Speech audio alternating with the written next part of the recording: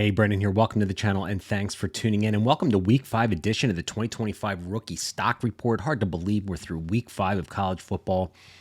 But we got 4 stock up players and 4 stock down players. My podcast co-host Jason DeRienzo. We're going to break it all down for you. So if this is your first time here, welcome.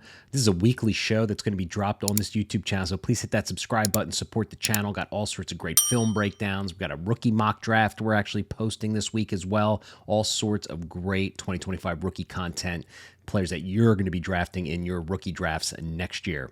Enjoy the show. All right, Jason, let's get to our 2025 rookie stock report. I'm going to kick us off, and I'm going to talk about a player you and I, we did a all 22 film review on, and, kind of came away with some concerns, but I'm going to have him a stock up player, and that is Kyle Manangi from Rutgers. This guy's just tearing it up. 589 yards, 6 TDs. I watched his game this week, and man, I'll tell you what, this guy is just a workhorse, and you know me and physicality when it comes to running backs and players in general. And this guy just, I don't know. I think he might have more than we thought watching his film last year. Last year, he had 1,100 yards, 7 TDs.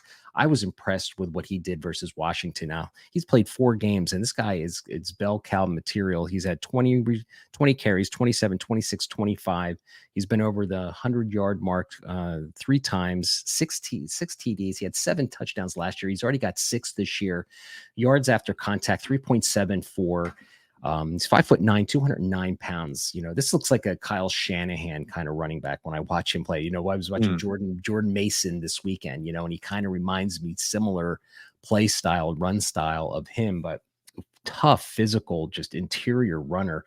Probably isn't going to win much on the outside. But I don't know. I was impressed with what I saw. So I just made him a stock up player in the running. I mean, it's a deep running back class, and got him out just outside he's around 10, 11 for me right now. But given what I've watched the last couple weeks, I think he's going to be moving up my board a little bit.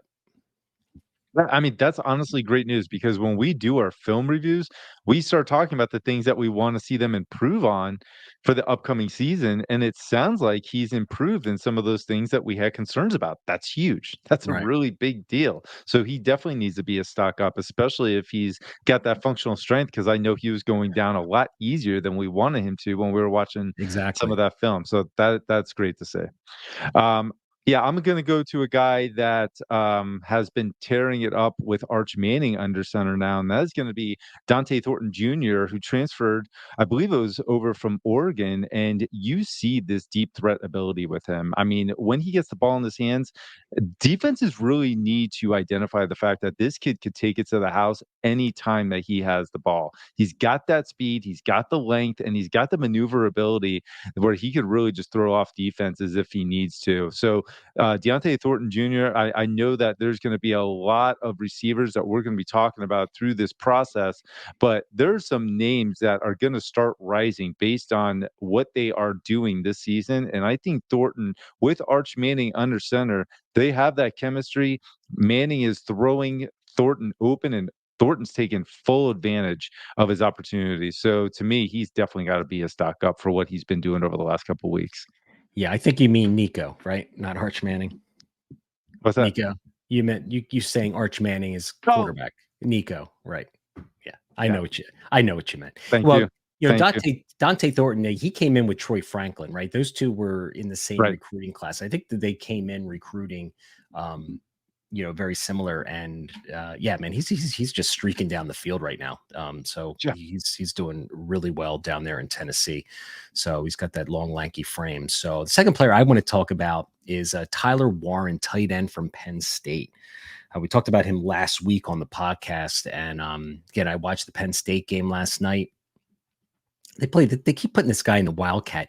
He had this play last night that was just unbelievable. They put him in the Wildcat. He was at like the 5-yard line. I swear to God, this guy lifted from the 4-yard line over and scored a touchdown. And he basically played running back. But he has just been phenomenal this year. He's a top 3 tight end for me right now. A guy that I think could potentially be the number 2 tight end in the class. He's just playing really, really well, and he's just really physical. I feel like he's really smart. He always like sets in the zones perfectly. Drew Aller's looking for him all the time. He works the boundary nice. So he's got good hands. He's physical. So every time I watch him play, as you know, my son goes to Penn State, so I watch all these Penn State Yeah. games. He never drops the ball. The guy never drops the ball, and he's just a reliable target. And he's got some yak ability and some athleticism, and that's what we look for in tight end. So he's my second stock up player this week.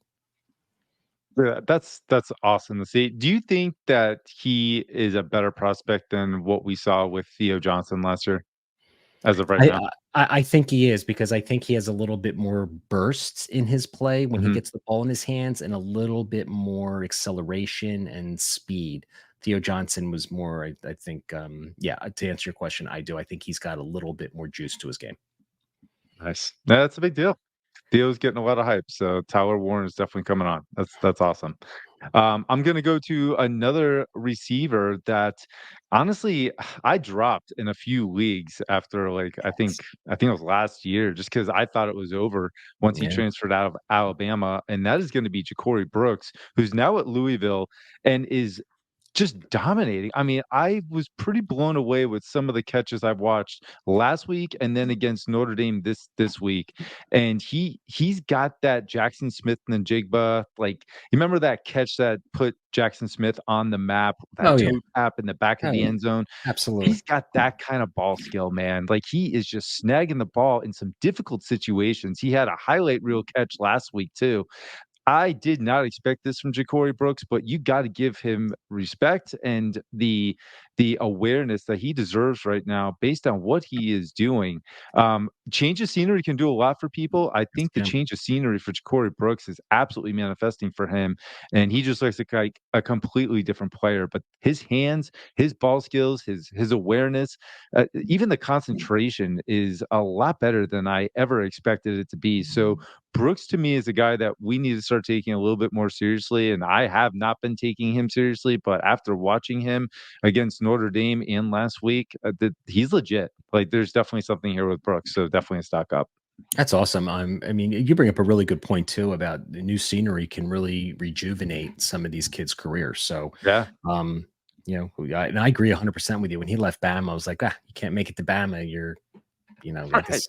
I mean, It's because done, we were especially that looking class. for somebody in Alabama to take the reins last year, right? And he had the Yeah. perfect opportunity, but didn't do it. So I love that. I have to watch more of him. I've not watched much of him in 2024. So there are our four stock up players for our rookies next year. So let's talk about some players, Jason, that maybe we're need to be a little down on, right? And Yeah. first one I want to talk about is Evan Stewart.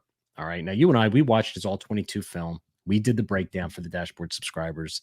We came away. We thought he was a really twitchy route runner. Um, Oh yeah.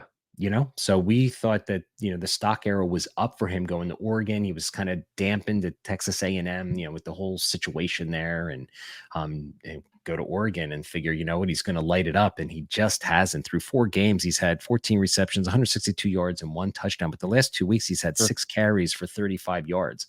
So Tez Johnson is getting all the buzz, all the love out there in Oregon. And Evan Stewart, I mean, he's played 4 games, and a guy who went there hoping to elevate his draft stock, it's just not happening. So he has to be a clear stock down player, because there's just not much on film so far to get super excited about. He had one huge, play basically in Boise State week 2, a big long touchdown run. And other than that, he's been pretty much non-existent. So unfortunately, Evan Stewart, we were probably thinking he was a top 5 receiver in this class, maybe. And Yeah. I think that's a distant memory right now, unless he has a big turnaround this season. Yeah, this is not good because at the beginning of the season, I had him as a stock down too. So this is twice that we have him as a stock down. That can't be a good sign. But I Mhm. mean, we both liked him. I don't know how the skill set isn't translating in this offense that's pretty high powered. So that's something that we definitely need to monitor. But it's a shame because he's a talented receiver. I'm going to go to the quarterback position, and I'm going to go with one that's a bit obvious based on what happened this weekend, and that is going to be Jackson Dart, the Ole Miss quarterback. Going up against Kentucky, we've been waiting for a game where he's playing against a little bit better competition, and I would say Kentucky is that in comparison to what he had been playing against, and he struggled a bit. And we see what happens when he's under pressure. And when you look at quarterbacks in the NFL that struggle under pressure, it all kind of falls apart. That's not a good sign. Jackson Dart has that dual threat ability. I think we need to respect him as a runner at the same time. But if he's having issues in the pocket against competition levels that are a little bit closer to what we look at when we're watching game film, it's got to get better. So this is one game. Hopefully he, watches his own film and learns from it and identifies what he needs to do. But as of right now, based on what we view him as, he's definitely got to be a stock down. Yeah, like I'd mentioned earlier, I mean, he looked very uncomfortable and if the first read wasn't there, he was, hearing footsteps a lot. He was just maneuvering too early, sometimes not stepping up into the pocket. And yeah, he struggled that. So I can certainly understand that's the stock down. So my second stock down player is a player that actually you might think shouldn't be a stock player because he has 274 yards and 4 TDs, and that's Antoine Wells Jr., Juice Wells, right? So I've been a big fan of his. I mean, I got sucked in watching his film, back in 2022 before he got hurt and how dynamic he was last year at South Carolina. Unfortunately, he got banged up. He didn't play, transfers to Ole Miss. And I'm sure he's going to have some big, games here and there. But just even the 4 touchdowns that he has not been super impressive when I'm watching him. He's one guy that I watch every game. I look up Ole Miss just to watch it because I've been such a fan of his. So it pains me to have him here. But this week he had a throw that was a contested catch that he should have come down with. And he just looked like just didn't have the physicality to make it happen. So the way he's winning on the field right now has me a little concerned that he's more of like a gadget guy than a guy who's going to face a DB one-on-one and work him over. And I just wish Trey Harris would share some of his targets with Antoine Wells Jr.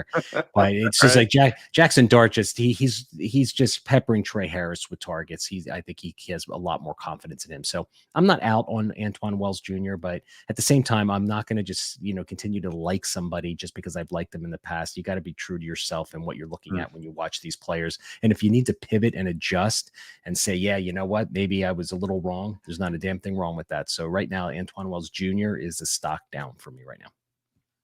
That's unfortunate. Hopefully, he picks it back up as the season goes on. Mm-hmm. I went with the very low hanging fruit on this one, but it's a painful one. It's honestly a painful one for me.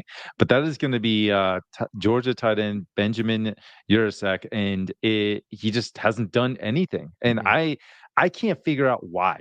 Like from what I saw of him at Stanford, and just he was that entire offense at times, how he is not doing anything on a Georgia team that really, I mean, the receivers are good, but they're not great. And I honestly thought Benjamin Urck was going to be a lot better. And I thought he was actually going to be able to help Carson Beck in this offense with his blocking and how he is as a receiver. And he hasn't done anything. Lawson Lucky looks like he's the lucky one and getting, propelled up the wide receiver depth chart here, and getting some receptions at least, where this is just not panning out the way we thought for Urasic. So he's obviously a stock down. I don't know what to make of him. I hyped him up a lot, so I apologize to those who listened.